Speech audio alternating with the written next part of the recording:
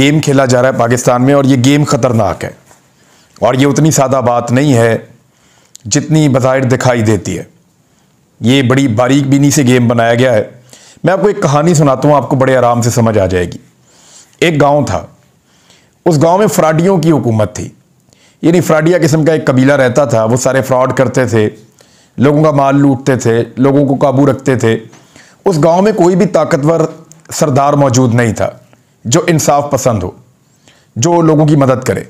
तो वो फ्राडिये कभी इधर दाव लगाते थे, कभी उधर दाव लगाते थे। एक्चुअली तो वो फ्राडिये नहीं है, कोई और एक ज़ात का नाम लिया था, लेकिन मायूब लगता है किसी ज़ात का नाम लेना, तो मैंने लफ्ज़ फ्राडिया इस्तेमाल किया है उस कबीले के लिए। उस कबीले के लोगों ने लोगों के ऊपर हुकूमत की बड़ा लंबा अरसा तक, और वहाँ पे लोगों को जो है वो आपस में डिवाइड करते थे, लड़वाते थे, खुद भी लड़ते थे झूठ मूठ में, और नूरा कुश्ती करते थे और काबू करके रखा हुआ था उन्होंने सबको। फिर होता यह है कि वहाँ से एक सरदार उठता है और वो सरदार जो है लोगों के दिलों के अंदर जगह बना लेता है। वो ताकतवर होता है, ज़बरदस्त होता है, इंसाफ पसंद होता है, तो आहिस्ता आहिस्ता उन फ्राडियों को कमज़ोर कर देता है। एक वक्त आता है कि वो फ्राडिये इतने कमज़ोर हो जाते हैं कि वो सारे मिलकर भी उस सरदार का मुकाबला नहीं कर सकते। रोज़ाना मुकाबला करने के लिए एक नई चाल चलते हैं, नाकाम हो जाते हैं। रोज़ाना एक नई कोशिश करते हैं, वो सरदार कामयाब हो जाता है। दिन ब दिन उस सरदार की ताकत बढ़ती जाती है। फिर वो फ्राडिये मिलकर सोचते हैं कि हम सारे मिलकर तो इसका मुकाबला कर नहीं सकते, अगर एक और आदमी है जो बहुत ताकतवर है, उसके साथ इसकी लड़ाई करवा दें तो इसमें हमें फ़ायदा हो जाएगा। ये कमज़ोर हो जाएगा या ये उसके साथ लड़ना शुरू हो जाएगा, तो इन दोनों की लड़ाई के अंदर फ़ायदा हमारा हो जाएगा। तो वो एक और ताकतवर आदमी से उसको लड़ाने की कोशिश करते हैं। अब कभी वो इसको आके बताते हैं कि वो आदमी तो तेरी ताकत को मानता ही नहीं है, कभी कहते हैं कि वो तो बहुत ताकतवर है, कभी आकर कोई शुद्ध नहीं छोड़ते हैं, कभी आकर कोई बात करते हैं, कभी आकर कहते हैं, ताने देते हैं कि उस आदमी की ताकत का तुम्हें अंदाज़ा ही नहीं है, वो ये कर देगा, वो कर देगा। अब आप ज़रा गौर करें, इस वक्त पाकिस्तान में भी यही हो रहा है।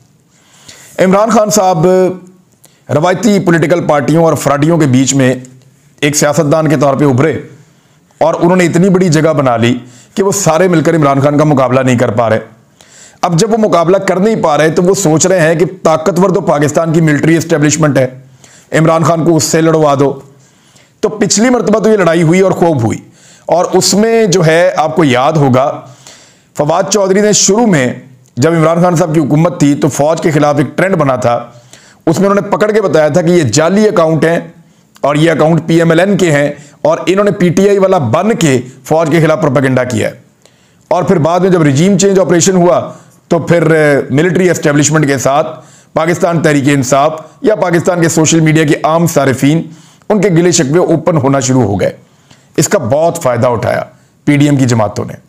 उन्होंने फ़ायदा ये उठाया कि ये एस्टेब्लिशमेंट और PTI की लड़ाई लगी रहेगी इमरान खान की, तो हम अपना काम दिखाते रहेंगे, अपना NRO 2 भी मुकम्मल करेंगे, बाकी चीज़ें भी करेंगे।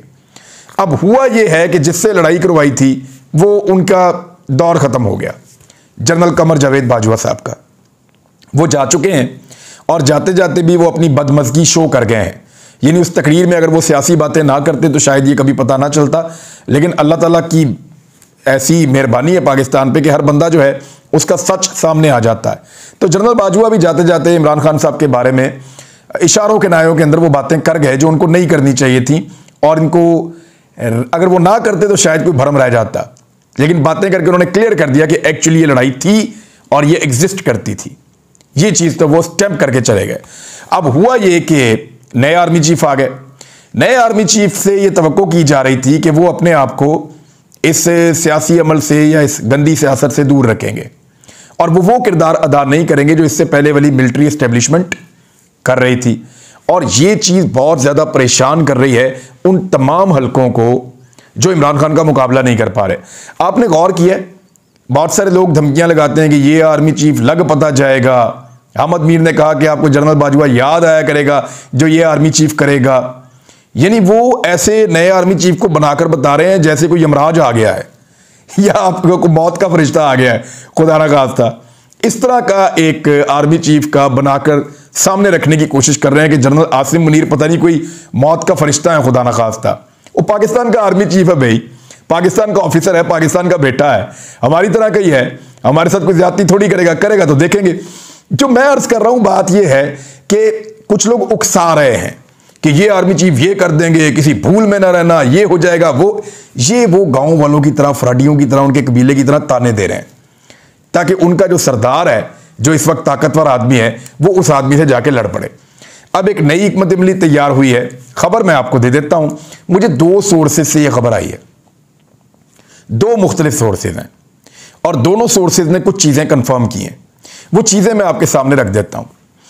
नंबर 1 ये है कि इंपोर्टेड हुकूमत ने पूरी कोशिश की है अपने सहाफियों के जरिए से, लोगों के जरिए से उकसाया जाए इमरान खान को या उनके सोशल मीडिया को कि वो नए आर्मी चीफ के खिलाफ एक कंपेन खड़ी करें, एक कंपेन बनाएं, एक कंपेन खड़ी करें और उस कंपेन के बाद दोबारा से मिलिट्री एस्टेब्लिशमेंट और पीटीआई की लड़ाई हो जाए। पाकिस्तान तहरीक इंसाफ ने इससे गुरेज किया है। यानी एक जाली खबर अब यह चलाई गई बेकारियों की जानिब से। खबर यह थी कि आरिफ अलवी को मिलने के लिए गए आर्मी चीफ और आरिफ अलवी ने उनको कहा कि मैं आपकी बात करवाता हूं इमरान खान से, तो आर्मी चीफ ने कहा मैंने नहीं करनी। यानी ये अब एक झूठी खबर चलाई गई है। अब ये जो एक झूठी खबर है वो भाई पाकिस्तान की आर्म फोर्सेस के जो आरिफ अलवी हैं वो सरबराह हैं। यानी आर्म फोर्सेस का जो सबसे बड़ा सरबराह है वो पाकिस्तान का सदर मुमलिकत होता है। भाई उनके पास आर्मी चीफ हाजिर होने गए हैं, वो टेलीफोन एक्सचेंज पर तो नहीं गए कि वो कहेंगे जी कि आपके पास टेलीफोन नहीं है, मैं आपकी इमरान खान से बात करवाता हूं। भाई जब उन्होंने इमरान खान से बात अगर करनी होगी कभी तो उनके पास अपने 100 तरीके हैं बात करने के, वो कर सकते हैं। तो सदर आरिफ अलवी से मंसूब करके एक ऐसी चीज मन घड़त मार्केट में फेंकी गई जिससे यह तासुर देने की कोशिश की गई कि इमरान खान बात करना चाहता है आर्मी चीफ से और आर्मी चीफ बात नहीं करना चाहता इमरान खान से, तासुर देने की कोशिश की गई, जो गलत है। इसमें से इंस्टिगेट किया जा रहा है कि कुछ भी करके पाकिस्तान तहरीक इंसाफ का सोशल मीडिया अटैक कर दे नए आर्मी चीफ आसिम मुनीर पे, और उसके बाद जो है वो दूसरी तरफ से भी गुस्सा आए तो हम सिचुएशन का फायदा उठा के एक लड़ाई करवाएं, आग लगाएं और उसके बाद इन दोनों को लड़वा के जिस तरह पहले कंटिन्यू कर रहे हैं वैसे करते जाएं। मिसाल के तौर पे एक और प्लानिंग की गई है, वो प्लानिंग मैं आपको बता देता हूं। मैंने आपको कहा मुझे 2 सोर्सेज ने बताया। एक तो ऐवान सदर के जराए ने इसकी तरदीद कर दी है इस बात की कि ऐसा कुछ हुआ ही नहीं, हमने कहा ही नहीं कि इमरान खान से बात करवाएं। और जो लोग इसको समझते हैं कि सदर के प्रोटोकॉल्स क्या है और सदर क्या होता है और आर्मी चीफ उनके सामने कितने छोटे होते हैं, जो लोग इस प्रोटोकॉल को समझते हैं और जिनको इस बात का आइडिया है वो अच्छी तरह जानते हैं कि कभी भी सदर पाकिस्तान ऐसी बात कर ही नहीं सकता आर्मी चीफ के साथ, ये उनका मर्तबा ही नहीं होता। अब आ जाए इस बात के ऊपर कि नया प्लान क्या किया गया है। प्लान ये किया गया है कि FIA को इस्तेमाल करते हुए और वफाकी हुकूमत के वसाइल को इस्तेमाल करते हुए चंद सहाफ़ियों को जो नापसंदीदा है, जिनकी बातें पसंद नहीं आती, और चंद पॉलिटिशियंस को गिरफ्तार किया जाएगा और उनको तासुर यह दिया जाएगा कि जैसे इस गिरफ्तारी के पीछे दोबारा से मिलिट्री एस्टेब्लिशमेंट है। अब ये जो बाकियात है ना जो बची हुई हैं, उनका और हुकूमत का एजेंडा और प्लान है। इसके लिए लाहौर में तैयार किया गया FIA को और इस्लामाबाद से मुबैना तौर पे ये अहकाम जारी किए गए हैं और आने वाले दिनों में प्लान किया जा रहा है कि कुछ लोगों को गिरफ्तार करके ये तासुर दिया जाए कि जो नई मिलिट्री एस्टेब्लिशमेंट है वो भी उसी रविश पे चल रही है जिस पे जनरल कमर जावेद बाजुआ की मिलिट्री एस्टेब्लिशमेंट चल रही थी। और फिर कुछ फेक अकाउंट्स तैयार किए गए हैं। ये फेक अकाउंट्स फौरी तौर पे पाकिस्तान तहरीक इंसाफ के अकाउंट बनकर जाहिर करेंगे कि पाकिस्तान तहरीक इंसाफ के हैं और फौरी तौर पे हमलावर हो जाएंगे नए आर्मी चीफ पे या फौज के ऊपर इन गिरफ्तारियों को लेकर। तो पाकिस्तान तहरीक इंसाफ के जो फॉलोअर्स हैं वो इस ट्रेंड के पीछे चलेंगे और उसके बाद फौज और पाकिस्तान तहरीक इंसाफ के दरमियान खलीज पैदा करने की कोशिश की जाएगी या नई मिलिट्री एस्टेब्लिशमेंट के साथ भी इमरान खान साहब के एक बहुत बड़े क्राउड को या आम पाकिस्तानियों को लड़ाने की कोशिश की जाएगी। यह है जी पूरी साजिश जिसको तैयार किया गया है। और किस किस को गिरफ्तार करना है वो मैं आपको बता देता हूं। आरिफ हमीद भट्टी साहब का भी नाम है, मुबैना तौर पे उनको भी गिरफ्तार किया जा सकता है जो मुझे बताया गया है। और मुझे तो ऑब्वियसली इन्होंने गिरफ्तार करना है तो कर लें गिरफ्तार, मर्जी है आपकी। और भी बहुत कुछ आपने करके देखा है, ये भी आप करके देख लें। लेकिन इस मरतबा मैं क्लियरली आपको कह रहा हूं कि अगर गिरफ्तार किया भी गया तो जब तक कंफर्म ना हो तब तक बिल्कुल गैर जरूरी होगा किसी भी प्रोपेगेंडे का हिस्सा बनना। आम पाकिस्तानियों से मेरी गुजारिश है किसी प्रोपेगेंडे का हिस्सा ना बने, और ये बड़ी चालाकी और होशियारी के साथ आपकी पार्टी के लीडर को या पाकिस्तान की अवाम को पाकिस्तान के एक मकबूल तरीन इदारे के सामने लाकर खड़ा करना चाहते हैं। देखें, फौज से हमारी कभी कोई लड़ाई नहीं है, फौज हमारी है, फौज हमारा तहफ़्फ़ुज़ करती है, हम फौज का तहफ़्फ़ुज़ करेंगे हमेशा। फौज के साथ कोई लड़ाई नहीं है। लड़ाई है मिलिट्री एस्टेब्लिशमेंट की गलत पॉलिसियों के साथ, लड़ाई है मिलिट्री एस्टेब्लिशमेंट के वो फैसले जो जात को सामने रखकर किए जाते हैं, इदारे को सामने रखकर नहीं किए जाते। यानी जनरल बाजवा ने यह तासुर फैलाने की कोशिश की और उनके दौर में यह बहुत बात की गई कि आर्मी चीफ इदारा होता है और इदारा आर्मी चीफ होता है। यह झूठ है, यह गलत है। इदारे में बहुत सारे आर्मी चीफ आए और चले गए, इदारा इदारा ही होता है, इदारा तगड़ा होता है। मुझे जो बात पसंद आई थी वो जनरल आसिफ गफूर ने की थी। जनरल बाजवा तो रिटायर हो गए, वो आज भी मौजूद हैं, और उन्होंने कहा था कि कोई भी आर्मी चीफ अपने इदारे से बड़ा नहीं होता और कोई भी इदारा अपने मुल्क से बड़ा नहीं होता। वो थी असल बात। तो ये जो एक लोगों को तासुर देने की कोशिश की गई ना कि जो आर्मी चीफ है वही इदारा है, जो इदारा है वही आर्मी चीफ है, ऐसा नहीं होता, ये गलत है।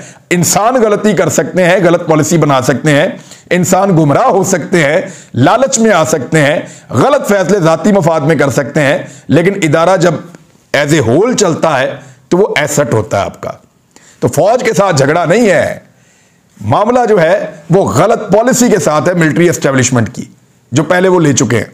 लेकिन अब उम्मीद करते हैं कि वो ऐसे गलत फैसले नहीं करेंगे। बहरहाल इस पे आपको सबको होशियार रहना है, पूरे पाकिस्तान को, कि अगर गिरफ्तार किया भी जाए लोगों को और उनके साथ टॉर्चर भी किया जाए, कुछ भी किया जाए, तो इसको उस वक्त तक जब तक कि कंफर्म ना हो कोई ऐसी लाइन फॉलो नहीं करनी चाहिए जो लड़वाने की कोशिश हो। और मेरी गुजारिश है नई एस्टेब्लिशमेंट से, क्योंकि बहुत नए आए हैं, वो कोशिश करें कि दूसरे इदारों को इस मकसद के लिए इस्तेमाल ना किया जा सके। बाकी इदारे भी पाकिस्तान के इदारे हैं ना, तो उनको इस्तेमाल अगर कोई करेगा इस मकसद के लिए तो ये पाकिस्तान की इंटेलिजेंस एजेंसी की जिम्मेदारी है कि वो फौज और अवाम के दरमियान खलीज पैदा करने की इस भोंडी कोशिश को नाकाम बनाए, जिसके बारे में मैं आपको अभी बता रहा हूं। अच्छा जी, इसके अलावा कुछ और चीजें हैं। आपको याद है मरियम नवाज ने एक बात की थी। मरियम नवाज ने जब पंजाब में ज़िमनी इलेक्शन हो रहे थे 20 नशिस्तों पर, तो लाहौर में यह वादा किया था और बार बार यह वादा किया था मुख्तलिफ जलसों में कि जब पेट्रोल के ऊपर आलमी मंडी में 1 रुपए का भी फर्क आएगा तो वो जो रिलीफ है शहबाज शरीफ अवाम को डिलीवर करेंगे, अवाम को मुंतकिल करेंगे वो वाला रिलीफ। यानी आलमी मंडी में पेट्रोल जैसे ही सस्ता होगा उसके असरात पाकिस्तान के अंदर नजर आएंगे। अब जरा आप ये देखें, आलमी मंडी में इमरान खान साहब के दौरे हुकूमत में पेट्रोल की कीमत थी $125 फी बैरल से ज्यादा, और इमरान खान साहब दे रहे थे 150 रुपए का, इससे भी कम का 145 का। अब इस वक्त आलमी मंडी में जो पेट्रोल की कीमत है वो $73 फी बैरल है। यानी आप ये समझ लें कि लगभग 50 रुपए से ज्यादा, $50 से ज्यादा, 40% कीमत कम हो चुकी है पेट्रोलियम मसनूआत की आलमी मंडी के अंदर। लेकिन मौजूदा इंपोर्टेड हुकूमत ने कीमत को 145 से बढ़ाकर 230 तक पहुंचाया हुआ। डीजल तो इससे भी महंगा है।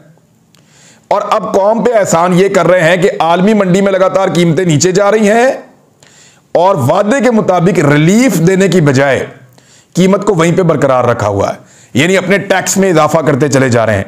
फर्ज करें आलमी मंडी में कीमत जो है $125 फी बैरल है, आप पाकिस्तान में बेच रहे हैं 225 रुपए फी लीटर पेट्रोल। अब जैसे जैसे आलमी मंडी में 110 रुपए होगी तो आपको 15% या 10% कम करनी चाहिए। आप नहीं करेंगे, आप अपना मुनाफा बढ़ाएंगे। 100 रुपए होगी तो इसका मतलब है तकरीबन कोई 20% कम हो गई है, तो आपको कीमत यहां पे 20% कम करनी चाहिए। आप नहीं करेंगे तो आप टैक्स और मुनाफा बढ़ाएंगे। अब कीमत अगर 40% कम हो गई है तो आपको 40% कम करनी चाहिए। 40% कम करने का मतलब है कि इनको 100 सवा 100 तक लानी चाहिए। अगर आप नहीं कम करेंगे तो फिर आप अपना मुनाफा बढ़ाएंगे। तो इस तरह ये हुकूमत मुनाफा लगातार बढ़ाती चली जा रही है। अवाम की जेब के ऊपर डाका डालती चली जा रही है।